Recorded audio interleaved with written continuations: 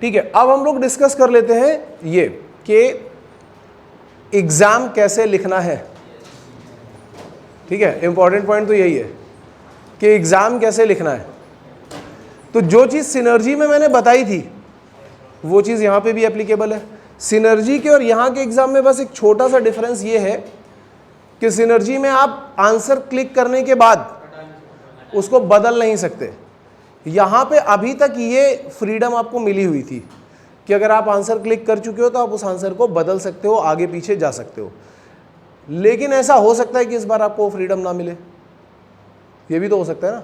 तो तैयार रहना पहले से ही, एक आध आंसर क्लिक करके चेक कर लेना। अगर मान लो वो फ्रीडम ना मिल रही हो, मैं ये बोल रहा हूं कि जब आप एग्जाम लिखने जाओगे तो पहले एक बार चेक कर लेना सबसे पहले, ठीक है, कि वो आंसर क्लिक करने के बाद आपको बदलने का ऑप्शन दे रहा है या नहीं दे रहा है। आगे पीछे जाने का तो ऑप्शन देता है, ये तो श्योर है। अब सबसे पहला स्टेप क्या करना है, मैंने दो अप्रोचेस बताई थी पहले भी, अभी भी यहां पे भी बिल्कुल सेम वही दो अप्रोचेस, आप दोनों में से कोई भी एक अप्रोच यूज कर सकते हो। जो मेरी फेवरेट अप्रोच है वो ये है कि मैं पहले बार में मैं पहला अपना जो भी घड़ी या जो भी कुछ होगा मेरे पास में, या नहीं घड़ी होगी तो आपके पास कंप्यूटर होगा, तो कंप्यूटर में भी आप जाकर के देख सकते हो, टाइमिंग वहाँ पे दी होती है। आपका पहला टारगेट ये होना चाहिए कि पहले 45 मिनट यानी 45 मिनट्स में आप पूरा का पूरा पेपर गो थ्रू करोगे। क्योंकि एक क्वेश्चन पढ़ने में आपको बहुत ज़्यादा टाइम नहीं लगता, 10 से 20 सेकेंड लगते हैं, बहुत ज़्यादा होगा तो कोई बड़ा क्वेश्चन है तो 30 सेकेंड लगेंगे, इससे ज़्यादा टाइम नहीं लगेगा। तो आपको क्या करना है, पहले 45 मिनट्स में, टारगेट ये 45 to 50 मिनट्स में पूरा पेपर पढ़ना है। अगर आपने वो पूरा पेपर गो थ्रू कर लिया 45 मिनट्स में, 10-10 सेकंड में आप पढ़ते जा रहे हो, तो 200 में से कम 50 से 70 क्वेश्चन, 50 to 70 क्वेश्चन आपको वो मिलेंगे जो बिल्कुल फॉर्मूला बेस होंगे। ठीक है, मतलब जो भी इंसान ढंग से फॉर्मूला रिवाइज करके जा रहा है, जिसने अभी तक ढंग से पढ़ाई करी है, जो फॉर्मूला ठीक से रिवाइज करके जा रहा है, उसके लिए पहले 45 मिनट बिल्कुल वरदान की तरह साबित होने वाले हैं। क्योंकि आपको वो 50 से 70 क्वेश्चन मिल जाएंगे जो बिल्कुल फॉर्मूला बेस होंगे। आपको जाकर के सीधे पढ़ना है, आंसर आपको पता होगा, टिक करना है और आगे चले जाना है। ये पहला 45 मिनट आपको कॉन्फिडेंस देगा फॉर श्योर। एक तो कॉन्फिडेंस देगा ही देगा, क्योंकि 45 मिनट में अगर आपने 50 to 70 क्वेश्चन कर लिए तो कट ऑफ तो क्लियर, लगभग 70 कर लिए, मतलब कट ऑफ क्लियर कर चुके हो आप। लास्ट ईयर का जो कट ऑफ था वो 70 के आसपास ही गया होगा, इसलिए बोल रहा हूँ क्योंकि मुझे एग्जैक्टली नहीं पता, लेकिन फिर भी उतना ही गया होगा। तो आप एक तो कॉन्फिडेंस मिल जाएगा ना, अगर आपने 70 कर दिए तो सारे सब्जेक्ट्स में, तो एक तो कॉन्फिडेंस क्लियर हो गया। दूसरी बात ये, आपको ये पता चल जाएगा कि कौन सा वाला पेपर डिफिकल्ट है और कौन सा वाला ईजी है, कौन से सेक्शन में, मतलब मैथ्स डिफिकल्ट है या फिजिक्स डिफिकल्ट है या फिर एप्टीट्यूड डिफिकल्ट है। क्योंकि एप्टीट्यूड, बहुत बच्चे मुझे पूछते रहते हैं, सर वो जीके करा दो, ये करा दो। देखो एप्टीट्यूड, वो जनरल एप्टीट्यूड वाला जो पोर्शन होता है वो मोस्ट अनप्रिडिक्टेबल पोर्शन है। आपको नहीं पता जीके में से क्या आने वाला है। अगर रीजनिंग और एप्टीट्यूड ही आ गया तब तो आप खुश रहो, क्योंकि आप क्वेश्चन कर पाओगे। लेकिन अगर वो नहीं आया तो फिर आप दूसरे पेपर्स के ऊपर डिपेंड करोगे। आपको पता चल जाएगा इंग्लिश, मैथ्स, फिजिक्स, केमिस्ट्री, इनमें से कौन सा डिफिकल्ट है, कौन सा इजी है या कौन सा मॉडरेट है, हम किस पे ज़्यादा टाइम लगा सकते हैं। अब सपोज कर लेते हैं कि मैथ डिफिकल्ट आया है, सपोज कर लेते हैं, तो इसका मतलब ये है कि मैथ को बिल्कुल एंड में जाकर के टाइम देंगे, आखिरी का 30 मिनट देंगे मैथ को, और रिमेनिंग जो है फिजिक्स, इंग्लिश, एप्टीट्यूड, केमिस्ट्री, ये मॉडरेट लेवल पे आया है। तो अब पहला 45 मिनट आपका निकल चुका है। पहले आप केमिस्ट्री पे चले जाओ, पहले 15 मिनट केमिस्ट्री पे चले जाओ, क्योंकि 20 क्वेश्चन है, 15 मिनट से ज़्यादा टाइम नहीं लेंगे।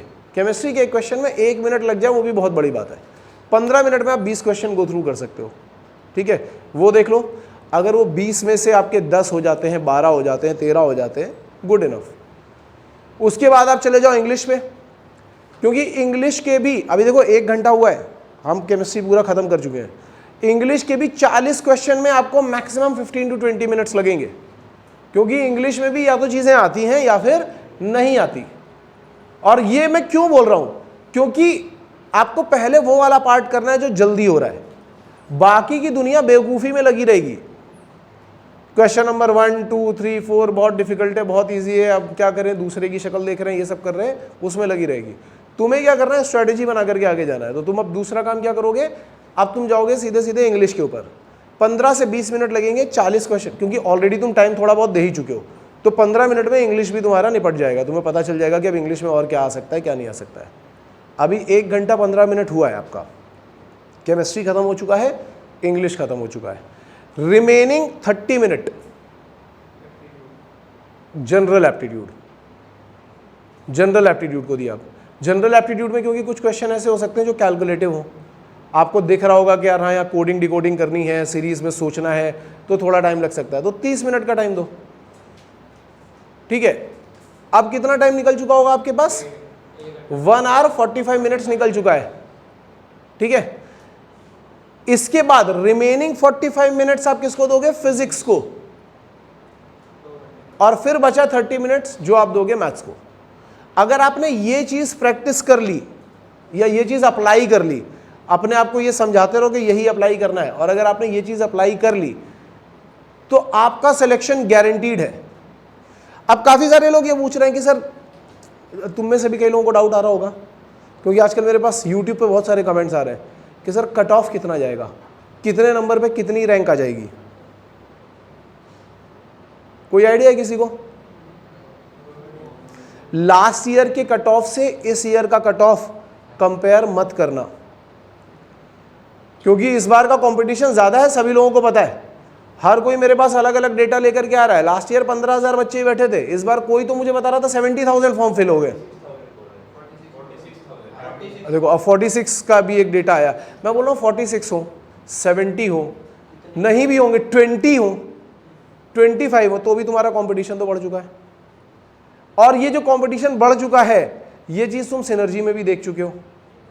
हालांकि सिनर्जी के ऊपर अभी आजकल एक और वो कॉन्स्पिरेसी थ्योरी चल रही है, चीटिंग हो रही है, तो ये हो रहा है तो वो हो रहा है, एक अलग ही चल रहा है वो, जिसके ऊपर हम लोग एग्जाम के बाद में बात करेंगे। अगर बाई चांस किसी के सेंटर पे चीटिंग होती है तो वो आकर के मुझे बता सकता है विद प्रूफ।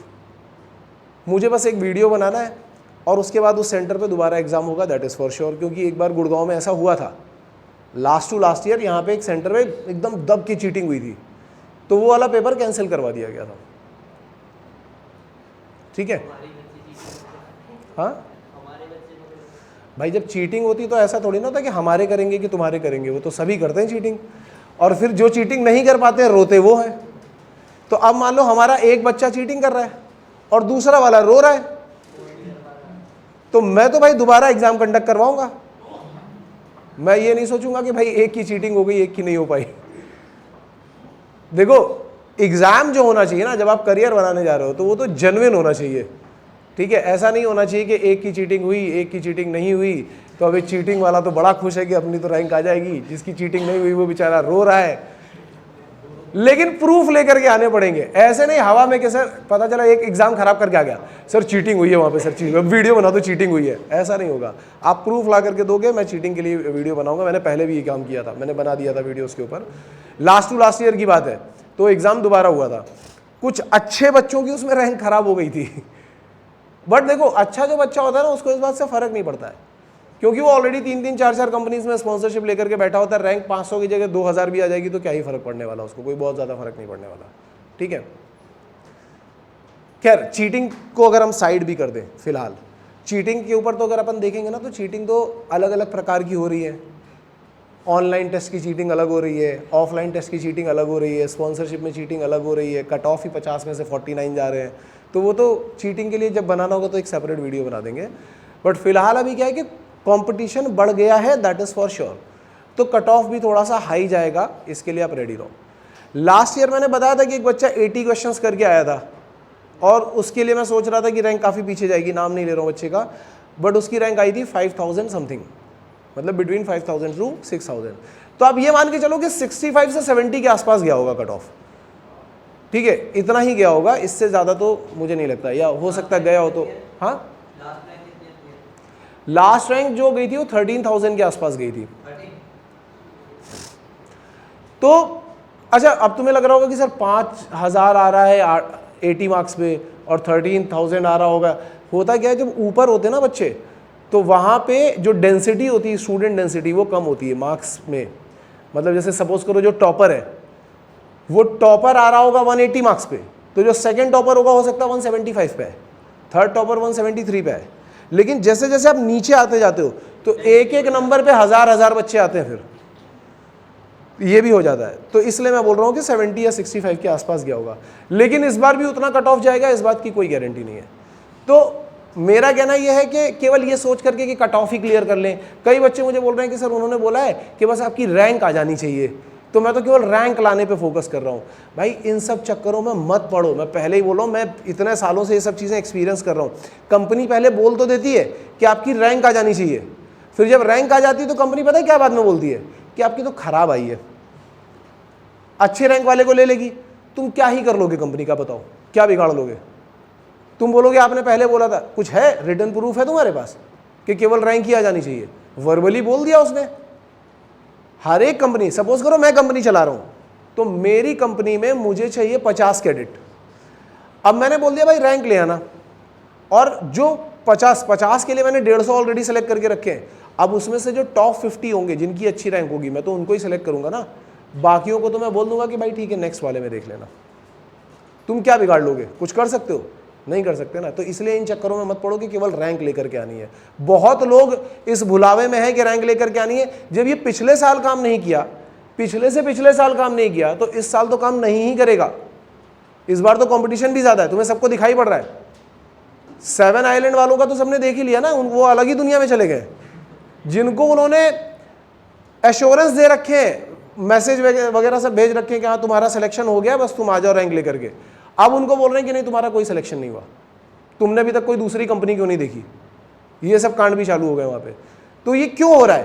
क्योंकि आज से 1 साल पहले 7 आइलैंड को कोई पूछ नहीं रहा था, कोई बच्चा जा ही नहीं रहा था। इस बार उनके पास एप्लीकेशन आ गए भर भर के 40 सीटों के लिए।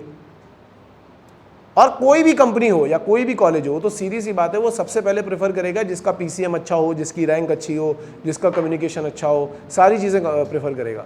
अगर आपका पीसीएम एवरेज है तो आपको फोकस करना होगा अपनी रैंक के ऊपर। तो ये सारी चीज़ें भूल जाओ कि मेरी रैंक जो है, बस मेरी रैंक आ जाए। अगर बस तुम्हारी रैंक आ रही है तो इस बार तुम्हारा कुछ नहीं होने वाला। लास्ट ईयर लोगों का लक था अच्छा, जिनकी रैंक आई थी उनको कुछ ना कुछ मिल गया था, ठीक है। इस बार ऐसा कुछ नहीं होने वाला। मतलब मुझे तो बहुत ही कम चांसेस दिखाई पड़ रहे हैं। आपकी एक अच्छी रैंक, डिसेंट रैंक आनी चाहिए। अब वो डिसेंट रैंक कब आ सकती है? जब आप कम से कम 120 से 130 क्वेश्चन करेक्ट करके आओगे तो आपकी एक अच्छी रैंक आ सकती है। देखो जो टॉपर वाली कैटेगरी है, टॉपर वाली कैटेगरी का मतलब क्या है? यहाँ पे जो टॉपर वाली कैटेगरी है वो जेई के टॉपर से बहुत अलग है। जेई की जो टॉपर कैटेगरी होती है वो बहुत मेहनत कर रहे होते हैं, बहुत प्रैक्टिस कर रहे होते हैं। यहाँ की जो टॉपर कैटेगरी है उनको बस फॉर्मूले अगर पता है और थोड़ी सी प्रैक्टिस है तो वो टॉपर कैटेगरी में आ जाएंगे, अपने आप वो टॉप 500 तक पहुंच जाएंगे कि आपको फॉर्मूले ढंग से पता है और आपने थोड़ी सी प्रैक्टिस कर रखी है, आप टॉपर में पहुंच जाओगे अपने आप। आपको वहाँ पे जाकर के रियलाइजेशन हो जाएगा। लास्ट ईयर भी अपने आगे कई बच्चे ऐसे थे जो 170 180 क्वेश्चन भी करके आए थे, ठीक है, 150 160 भी करके आए थे। और ये कोई बहुत बड़ी बात नहीं है, पेपर तुम लोगों ने देखे हुए हैं, कोई बहुत डिफिकल्ट पेपर नहीं है। और रैंक भी उनकी 400 500 300 200 100 समथिंग इस तरीके की रैंक्स भी आई थी। और अपने यहाँ के जितने भी बच्चे थे, मैं मतलब बहुत प्राउडली बोल सकता हूँ कि उनमें से किसी ने चीटिंग नहीं करी थी। जितने भी अपने पास रैंक लेकर के आए थे वो सब जेन्युइन बच्चे थे, जेन्युइन कैंडिडेट थे, पीसीएम 90 वाले थे।